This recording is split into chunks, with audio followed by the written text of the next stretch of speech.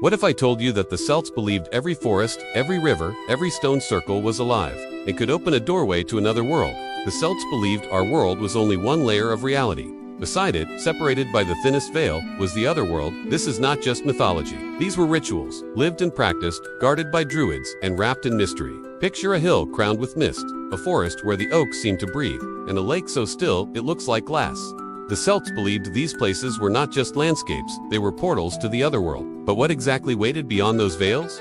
And why did druids guard these secrets so fiercely? Today, we step into their mysteries, into sacred groves, whispered prophecies, and the secrets druids carried between worlds. Newgrange in Ireland, for example, was said to open into the land of everlasting youth.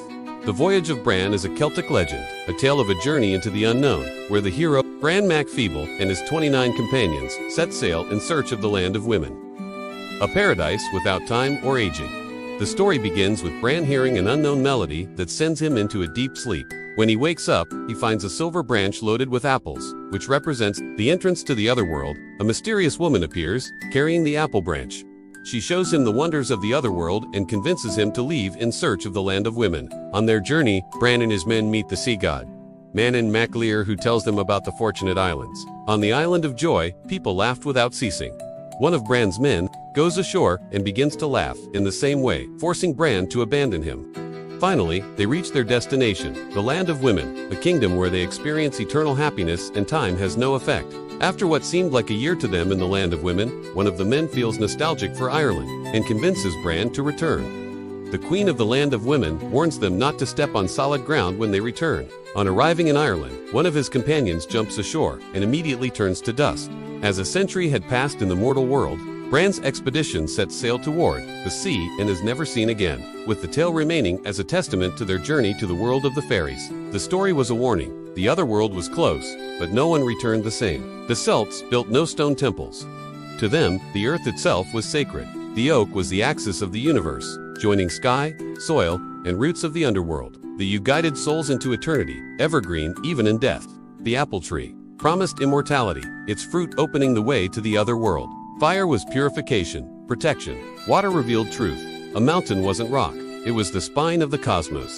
The Well of Sege, or Segius, is an ancient well from Celtic mythology, associated with wisdom and the source of all knowledge in the world. It was guarded by the god Nectin and his servants, and is said to be the origin of the River Boyne. In Ireland, its waters and the fruits of the 9 hazel trees said to hold infinite wisdom. Join us beyond the veils, subscribe now, and walk with us into the next mystery. A Celtic legend tells of a salmon that was born in the well's pure waters and fed on the fallen fruits. From the hazel trees, with each bite, it absorbed wisdom, and its body was transformed, with scales that shone silver, reflecting its immense knowledge. In short, the Well of Segway is a central element of Celtic mythology, a mythical place where the knowledge of the universe was concentrated. Through the figure of the salmon and the hazel trees, it represents the source of all understanding and the inspiration for great works, like the River Boyne. At the heart of this sacred world stood the druids, priests, judges, healers, and teachers. They guided their people in every sacred rite.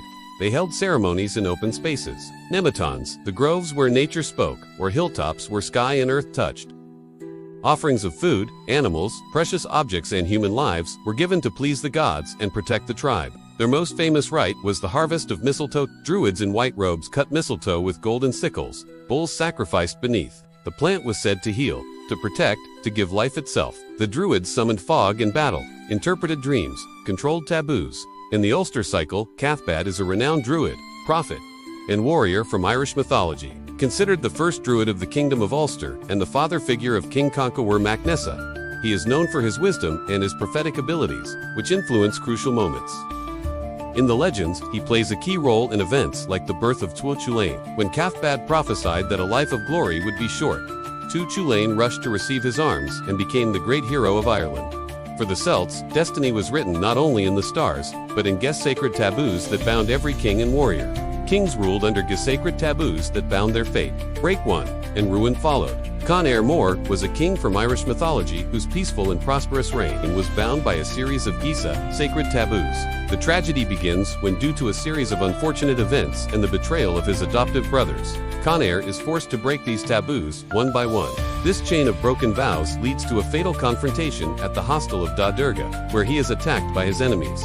Despite a brave defense, Conaire suffers from a magical thirst and dies before his loyal champion can bring him water.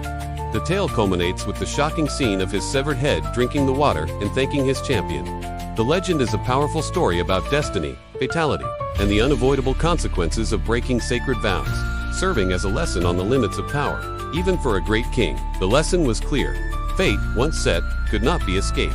The Celts lived in a world where every hill, every stream, every fire held meaning. Their druids guarded forbidden knowledge, their kings lived under invisible chains, and their rituals connected Earth to the otherworld. But these were only the brighter mysteries. Beyond them lay shadows, sacrifices and fire, curses spoken like daggers, gods who demanded blood. And that is where our next journey begins.